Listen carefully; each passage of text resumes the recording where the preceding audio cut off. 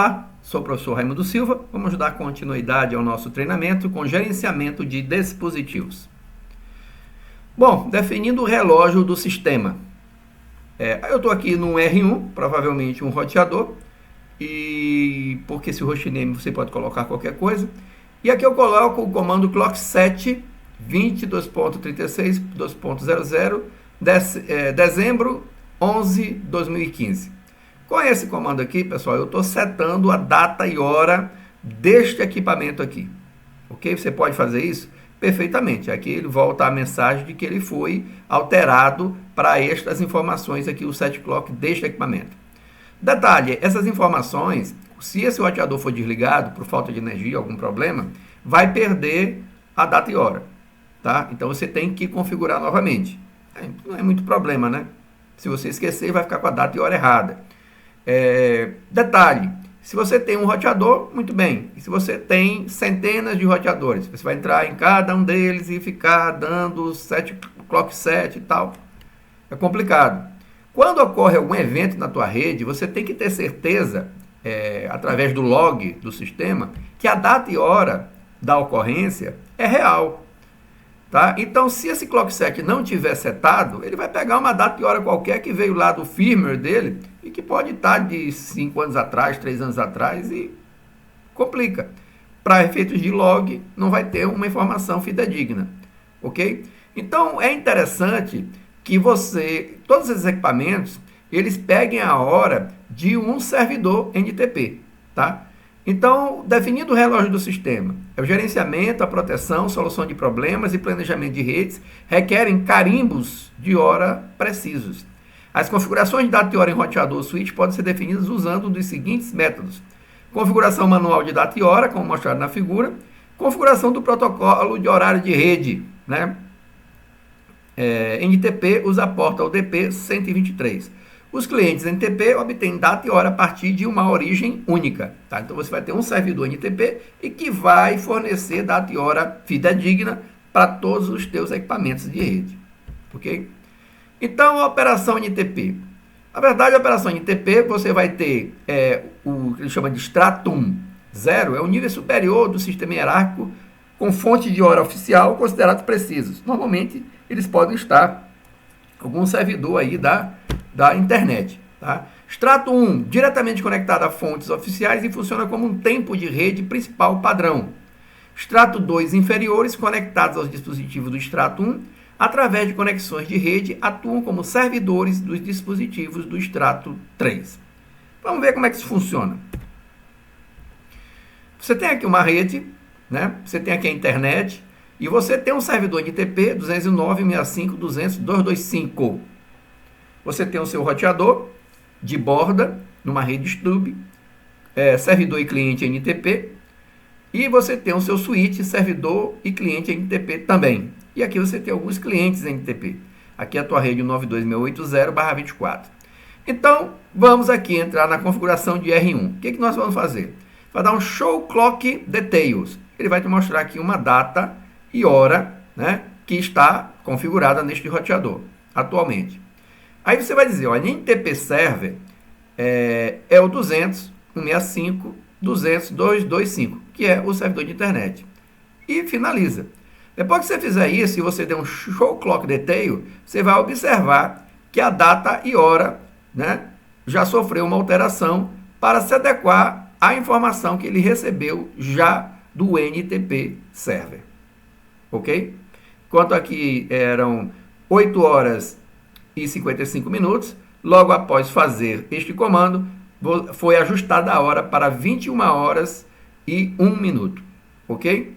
Então, para verificar a configuração do servidor NTP, você dá Show NTP Associations, e você vai observar, ele vai dizer qual é o endereço, né? E qual é o nível do Stratum desse servidor. É o Stratum 1. Tá?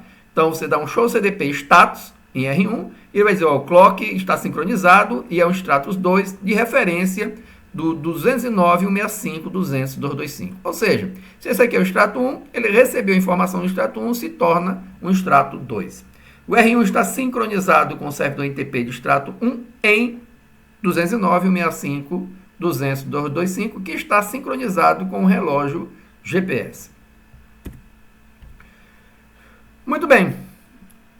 E aí eu vou para o meu switch, né? Nós configuramos o servidor R1, o roteador R1, ele é servidor e cliente. Ele foi cliente a partir do momento que recebeu essa informação do servidor NTP extrato 1, mas ele pode ser servidor para dentro desta rede, tá? Para dentro desta rede.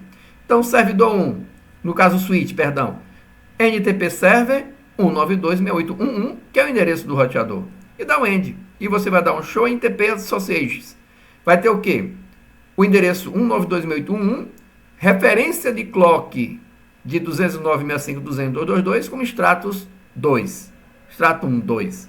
Perfeito?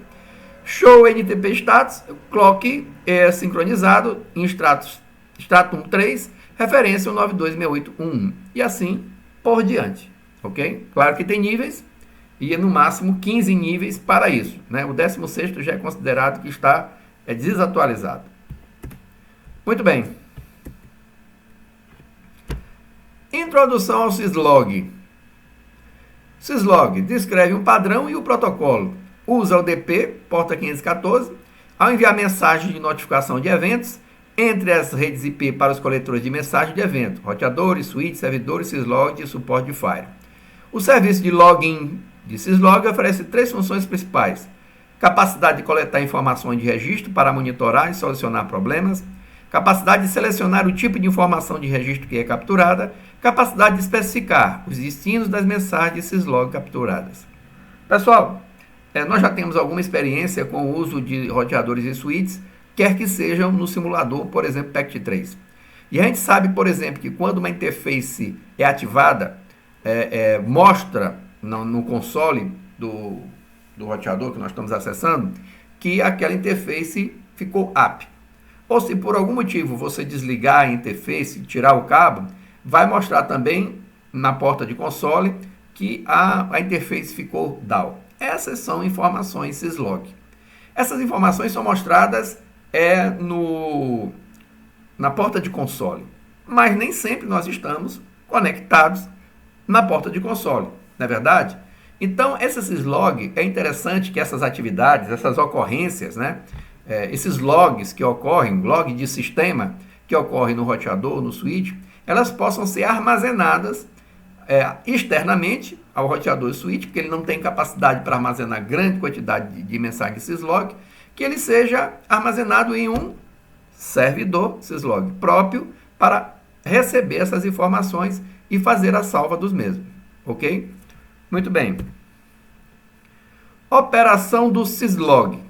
Então, o protocolo syslog começa com o envio de mensagem de sistema e a saída do comando debug para um processo de registro local interno do dispositivo. O modo pelo qual o processo de login gerencia essas mensagens e saídas varia de acordo com a configuração do registro. Então, nós temos aqui o switch, né? Onde é que ele pode mostrar ou guardar essas informações de syslog? Num buffer de login, tá? Ele pode salvar no próprio switch algum buffer, né? Na linha de console, como foi o exemplo que eu falei, da interface up a interface down. Na linha do terminal, ou seja, se você está acessando através de um terminal VTY, ele também pode mostrar, não é default. O default é não mostrar em linha de terminal, mas se você colocar o comando terminal monitor, ele começa a mostrar tanto quanto ele mostra na linha de console. Ou você pode enviar para um servidor syslog, que é o mais interessante, porque não vai ficar sujeito a você ter que estar olhando para a tela para verificar a mensagem e nem vai guardar num buffer de login que é pequeno. O servidor syslog vai armazenar o quanto você especificar que seja armazenado. Ok? Então, aqui o buffer de login é uma RAM dentro de um roteador switch. Tá? Aí eu tenho a linha de console, terminal e o servidor syslog.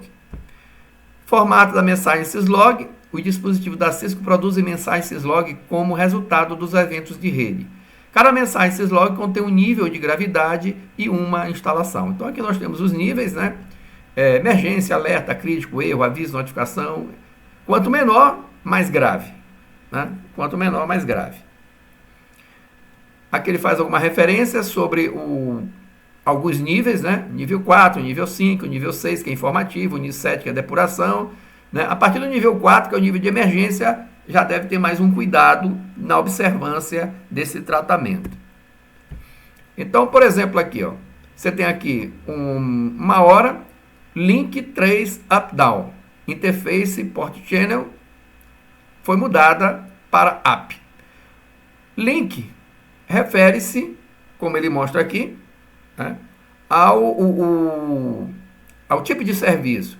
O 3 é justamente o nível de gravidade. Então, no caso aqui, vamos observar que 3 já é um erro, é uma condição de erro. Então, deve ser observada com mais cuidado. Tá? Então, por padrão, o formato de mensagem syslog no software Cisco iOS é desta forma.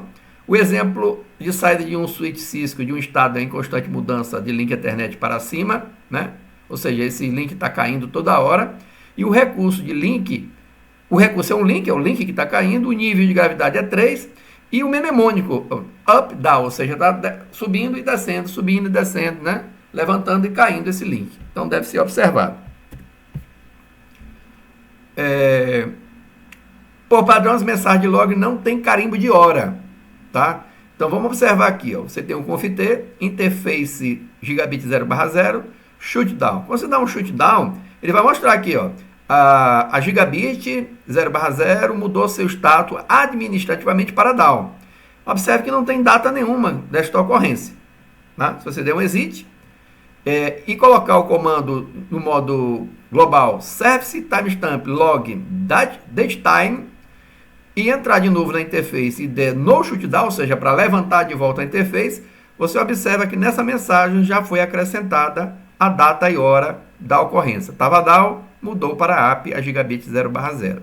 Ok? Servidor syslog. Né? Parece esse nome. Quando a gente fala servidor, parece um servidor de arquivo, uma coisa complicada de montar, em Linux. Não. Você tem esse programa aqui, ele é free para alguns, na verdade ele é trial, né? Ele era free, hoje agora ele é trial, que você pode baixar da internet e você instala numa máquina até Windows, tá? No Windows 7, se você quiser, você instala. Claro que uma máquina Windows 7, ele não vai ter uma garantia de que essa máquina vai estar 24 horas funcionando, recebendo o log, tá? Mas é fácil e é tranquilo. Tem também esse outro aqui, que também é um servidor de syslog. Tá? Ou seja, o que ele vai fazer? Receber as informações que os roteadores, os switches, os ativos de rede vão enviar, salvar, para que você possa posteriormente fazer uma análise do que está ocorrendo. Muito bem. O registro padrão, né? O registro que é armazenado na memória RAM, tem o show login. Né? Você tem aqui o syslogin está enable, 2 mensagens. O que mais? O console login está o nível de debug, com 32 mensagens logadas. O buffer de login também está ativo, com 32 mensagens logadas. Então, se você observar aqui, ó,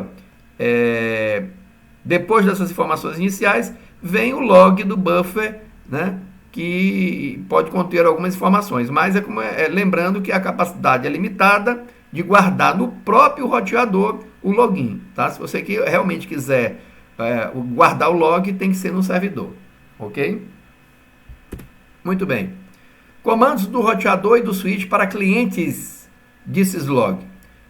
O que eu preciso aqui? Ó? Eu tenho um servidor, né, que foi instalado em uma máquina externa, evidentemente ao roteador, e neste roteador eu vou dizer, ó, login 192.168.1.3, que é o endereço, ó, Server Interface 192.168.1.3, que é o endereço da máquina onde está instalado este programa, este aplicativo para servir de servidor syslog. Aí você diz, ó, login trap 4, ou seja, o nível de erros do 4 para baixo, 43210, ok? O login source interface gigabit 0/0, ou seja, isso aqui é opcional. Se você colocar, ele vai sempre enviar para o servidor a informação, sendo a origem o IP que está associado a esta interface, ok? Então, interface source, ou seja, a interface de origem, vai ser a gigabit 0/0 e o IP que estiver associado aqui vai ser o IP que vai informar originário para informar ao servidor syslog. E o que ele fez aqui? Isso aqui já foi parte de um teste, isso aqui não é parte da configuração. Ele criou a interface loopback 0, né? E quando ele criou a interface foi o estado de app, né? Observe que ele é um link que era up down, ou seja, mudou de estado, e ele é 3. Ora, se ele é 3, ele vai ser informado. Observe bem aqui que status to up, né?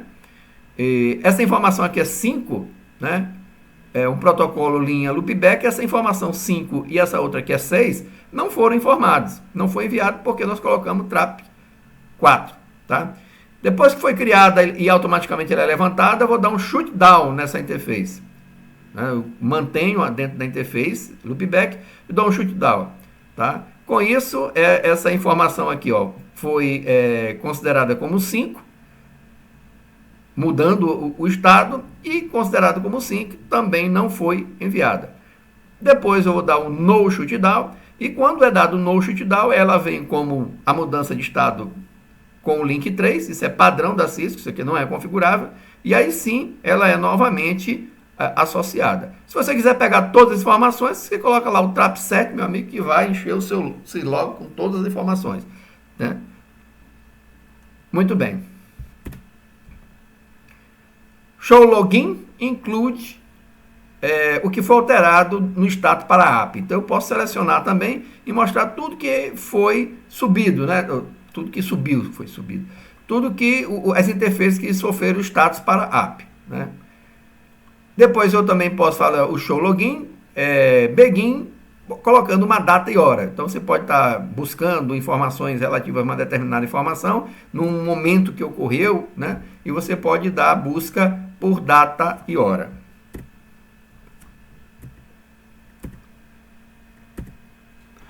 Nos encontramos no próximo capítulo, no próxima sessão. Obrigado.